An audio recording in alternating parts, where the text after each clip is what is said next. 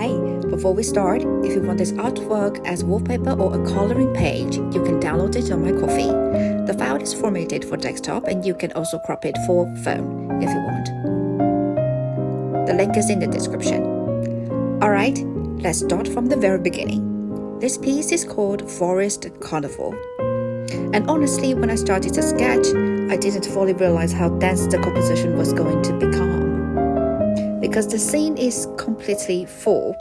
There are trees everywhere, a carousel in the middle, animals riding swans, a balloon stand on the side, strings of lights across the forest, and eventually, even small forest spirits.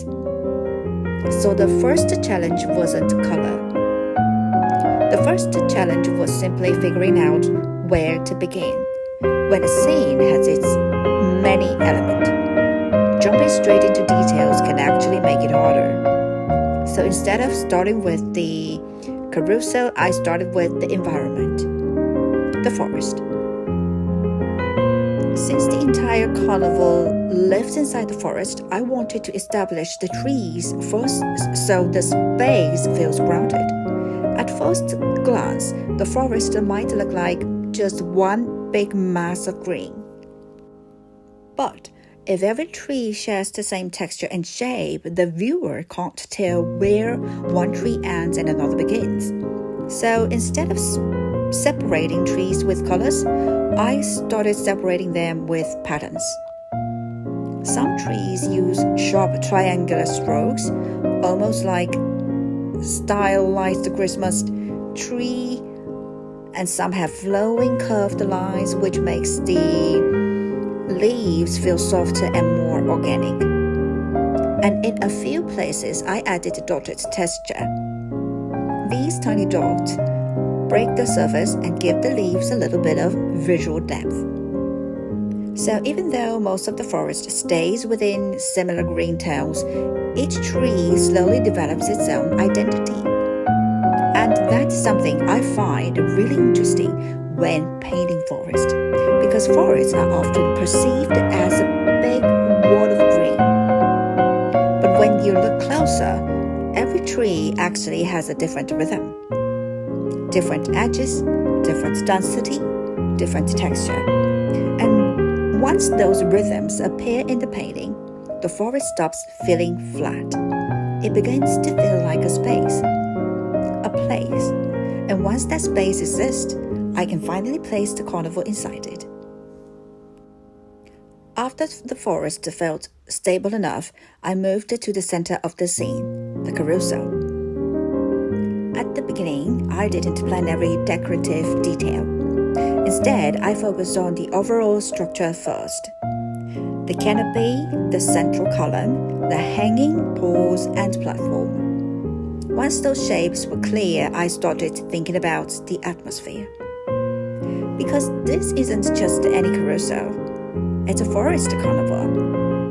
And carnival lights behave very differently from normal lighting. They're colorful, fragmented, and constantly reflecting from different angles. So instead of painting large lighting areas, I started placing small pieces of color. Tiny pink reflections, little patches of yellow, some violet accents, a few turquoise highlights. These fragments simulate how colorful lights break into different reflections. As more of these color fragments appear, the carousel slowly transforms from a simple structure into something that feels glowing, almost like it's made out of light. And this is one of my favorite moments during painting, because the structure suddenly becomes alive. Once the carousel structure started glowing, I moved to the animals. Normally, carousels have horses, but for this piece, I wanted something softer. So I choose swans. The swans are intentionally simple. Most of them are painted in warm white and soft yellow. And the reason for that is balance. The carousel itself is already extremely colorful. If the animals were also full of complex colors, the entire center of the image would become chaotic. By keeping the swans light and calm, they act almost like visual breathing space. They allow the eye to rest. Then I started adding the characters, writing them.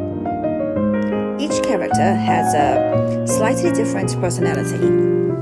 Some feel curious, some feel calm, some look playful. These small differences make the carousel feel more like a living moment, instead of just a decorative object. On the right side of the composition, I added a small balloon stand. This element helps expand the story of the scene, because now it doesn't just look like a ride. It feels like a full carnival environment. The balloons introduce a new set of shapes as well.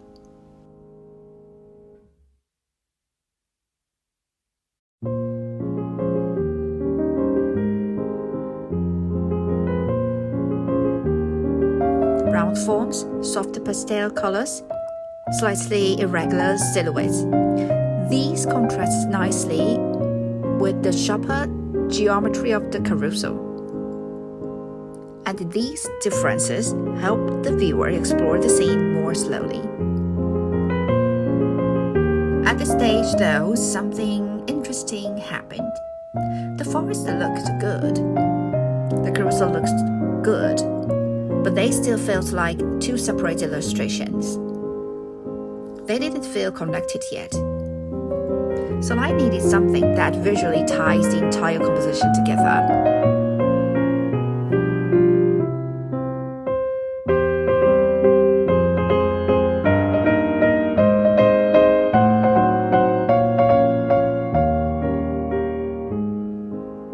That's when the string lights appeared. The lights stretch from tree to tree and pass across the carousel.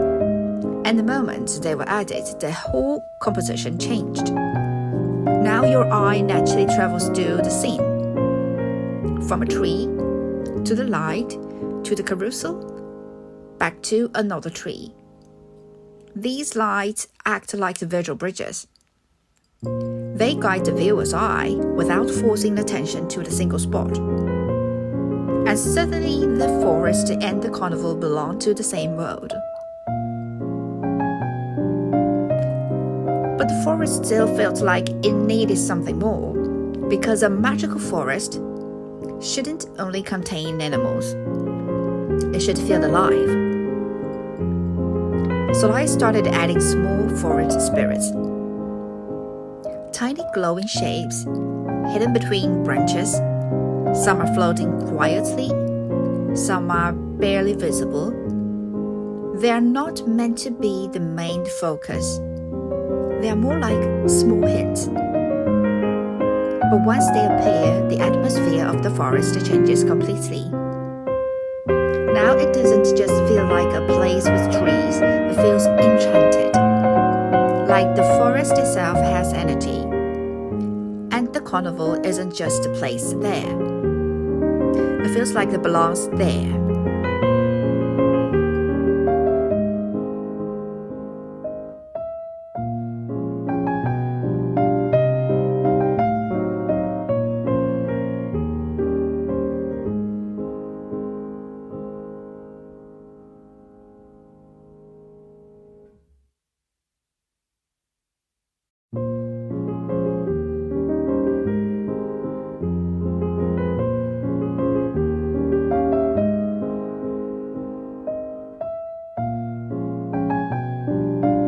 The final stage of the painting is all about density. This is when I go back into every area and start adding small details. Patterns on the carousel roof, extra highlights on the lights, more texture inside the trees, little adjustments in the characters. None of these changes are dramatic, but together they build richness. And this is something I really enjoy in dense illustrations. Because the viewer can keep looking and still discover new details. Every corner has something. It has something happening. Every texture adds another layer. Slowly the entire scene becomes a world you can explore.